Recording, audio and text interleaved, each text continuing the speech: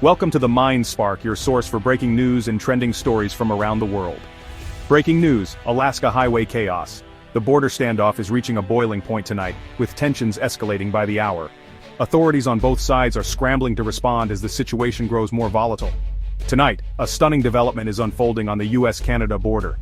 The vital Alaska highway, a crucial lifeline connecting Alaska to the rest of the continent, is now in turmoil. Trucks are backed up for miles, stretching as far as the eye can see, and frustration among drivers is mounting with every passing hour. The highway, usually a symbol of freedom and connection, has become a scene of gridlock and uncertainty. Canada has imposed drastic new measures, effectively creating a near blockade at the border. Access to Alaska by road is now incredibly difficult, with new regulations and restrictions catching many by surprise. The situation is changing rapidly, with updates coming in by the minute, and we are covering it live as it unfolds. The sense of urgency is palpable, and the stakes are rising. At the Beaver Creek border crossing, headlights stretch endlessly into the darkness, a river of stalled trucks and weary drivers. Many face sky-high fees and exhaustive new inspections, with some forced to wait for days in freezing temperatures. Cargo is spoiling, delivery schedules are in ruins, and tempers are flaring as the cold bites deeper. The human toll is growing, with drivers sleeping in their cabs and running low on supplies. John Henderson, a trucker from Fairbanks, shares his frustration. "They hit us with a northern access fee of $2,000, plus an environmental impact levy. My paperwork is a nightmare. Every form seems to have changed overnight." He's not alone. Dozens of drivers echo his concerns, overwhelmed by the sudden bureaucracy and mounting costs. Henderson worries about his family back home, and the business is desperately waiting for his load. This is more than just a traffic jam, it's a calculated squeeze on Alaska's supply chain. The gateway to Alaska is being methodically choked, and the flow of essential goods, from food to fuel, is under serious threat. Communities across Alaska are already feeling the impact, with empty shelves and rising anxiety. Alaska's economic stability now hangs in the balance. How did we reach this crisis point? What are the political and economic forces at play?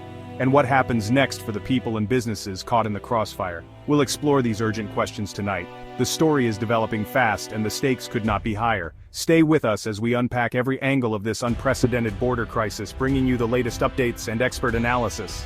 The Alaska Highway is a legendary route, over 1,300 miles connecting British Columbia to Alaska.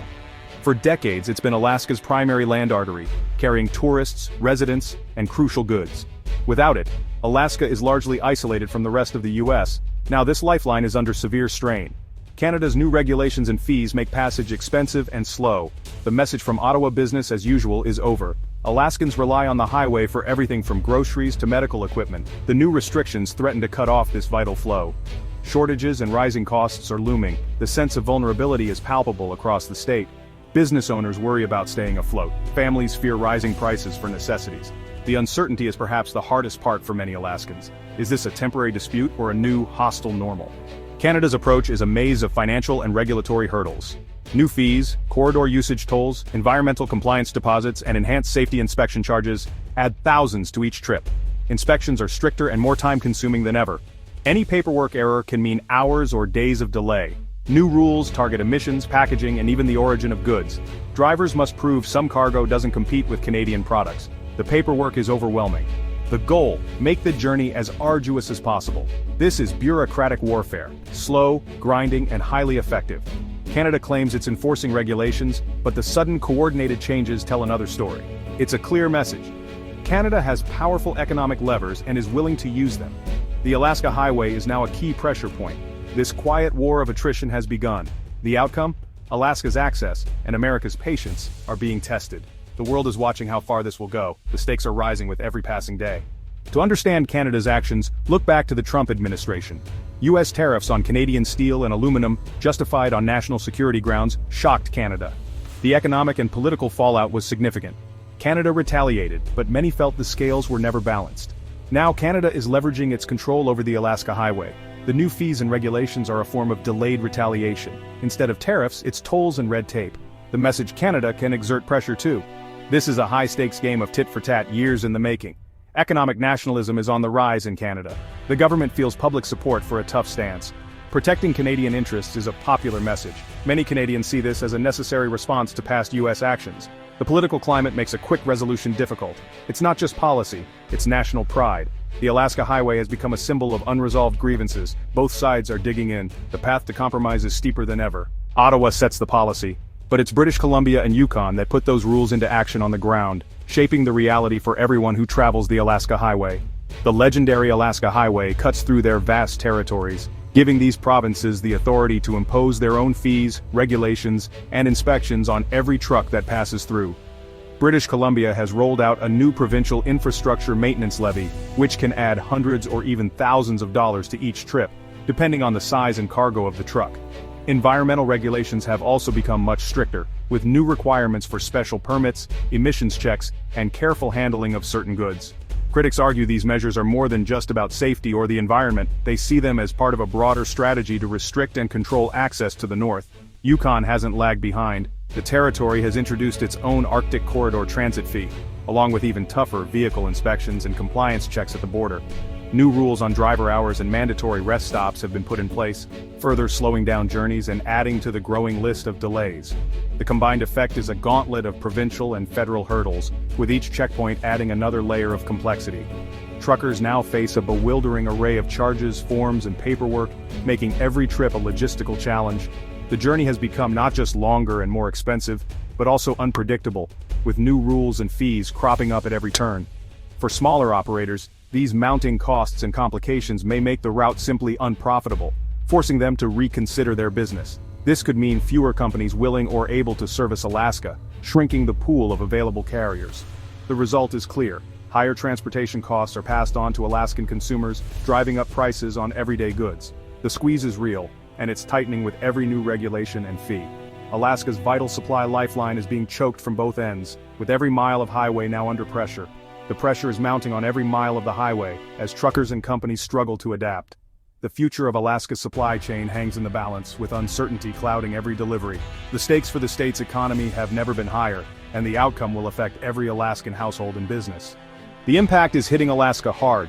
Supermarket shelves in Anchorage and Fairbanks are showing gaps. Fresh produce and imported goods are becoming scarce. Prices for essentials like milk, bread, and meat are climbing. Businesses are forced to pass on increased transportation costs. Fuel surcharges are rising. For families already struggling, this is a heavy blow. Inflation could spiral if the crisis continues. Small businesses are especially vulnerable. Restaurants can't source fresh ingredients, construction projects are delayed, and retailers can't stock shelves. Tourism is threatened as travel becomes more difficult and expensive. This is about economic survival, not just inconvenience. Some businesses may not survive. Remote communities are most at risk. The psychological toll is growing. Alaskans feel isolated and under siege. The well-being of nearly 750,000 Americans is at stake. The crisis is no longer abstract, it's personal. This dispute isn't just about transit fees, it's about something much bigger: critical resources that power modern economies and shape global influence. At the heart of the standoff is germanium, a rare and highly sought-after element. Germanium is essential for advanced electronics, fiber optics, and even military hardware, making it a linchpin for both technology and defense sectors. The United States depends heavily on imports to meet its demand, and Canada has long been a trusted and reliable supplier of these critical minerals. Now, rumors swirl about new Canadian export rules targeting minerals like germanium, potentially tightening the flow of these resources across the border. If restrictions are imposed, the impact could be severe. American tech giants and defense contractors would face immediate shortages, threatening production lines and national security projects. The Alaska Highway standoff is more than a border dispute, it's a warning shot. Canada is signaling that it holds significant leverage over supply chains critical to the U.S. Should Canada clamp down on exports, the U.S. would be forced to look elsewhere, most likely to China, a move fraught with political and economic risks. This situation now carries a national security dimension, as the Pentagon and other agencies scramble to assess vulnerabilities and contingency plans. Canada's actions may be part of a broader strategy to assert its growing importance in the global technology supply chain, reminding the world of its strategic value. The stakes have escalated. This is no longer just about Alaska, it's about the future of technology, defense, and who controls the resources that make them possible. In Washington, officials are watching every development closely, aware that the outcome could reshape alliances and supply strategies. The urgency to secure stable, reliable supply chains has never been greater as companies and governments race to adapt. This dispute has exposed deep vulnerabilities in America's resource strategy, highlighting the risks of over-reliance on foreign suppliers. The so-called germanium gambit is a bold and calculated move by Canada, one that could reshape the balance of power in critical industries. Canada is deploying every diplomatic and economic tool at its disposal, determined to protect its interests and assert its influence. The path to resolution is now more tangled than ever, with negotiators facing mounting pressure and complex choices. The world is watching closely, as this dispute could set a precedent for future resource conflicts and reshape the global order. This isn't just a U.S. Canada issue, the world is watching. The crisis sets a precedent for using choke points in trade conflicts. If close allies can reach such an impasse, global trading stability is at risk. The U.S. Canada trade relationship is massive, spanning many sectors. Disruptions here could ripple across North America and beyond. Businesses fear a wider trade war. Retaliation could spiral, harming both economies. The USMCA and global markets are at stake. International partners are concerned about supply chain disruptions. Many multinationals depend on smooth cross-border movement. This standoff exposes the fragility of even strong partnerships.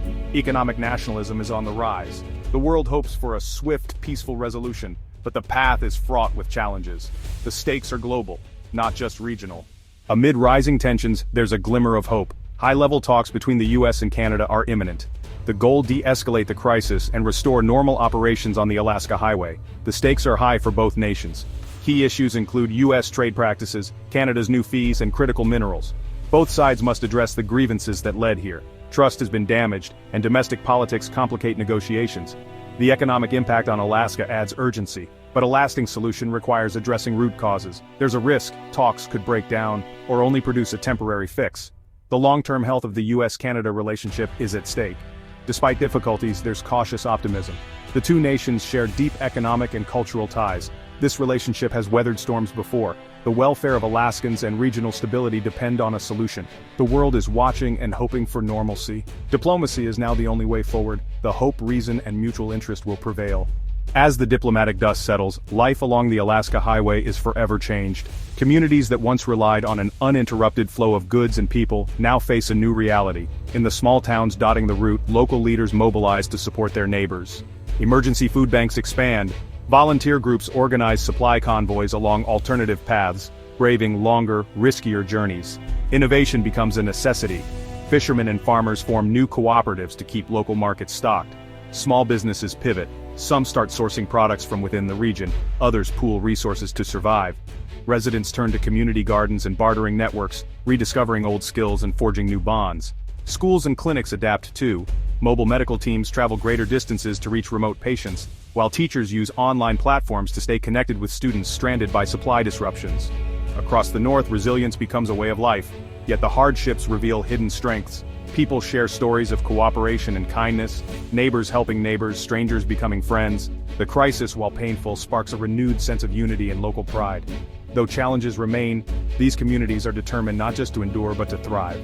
Their ingenuity and solidarity shine as a beacon of hope, reminding the world that even in the face of adversity, the human spirit endures. As the world watches the unfolding drama along the Alaska Highway, international attention intensifies. News outlets from Tokyo to Berlin broadcast images of empty shelves and long convoys snaking through the wilderness. The crisis is no longer just a local hardship, it's a headline on the global stage. In Washington, U.S. officials call for urgent talks, emphasizing the vital importance of the Alaska Highway for both trade and security. Behind closed doors, diplomats and negotiators work around the clock, seeking common ground with their Canadian counterparts. The U.S. State Department urges restraint, while Congress debates emergency funding for affected communities and infrastructure repairs. North of the border, Ottawa faces mounting pressure from provinces and industry leaders. The Canadian government convenes special task forces, bringing together transportation, border security, and economic experts. Their goal: to find a solution that protects sovereignty without isolating the North. Prime ministerial statements stress the enduring friendship between the two nations, but also signal a firm commitment to Canadian interests.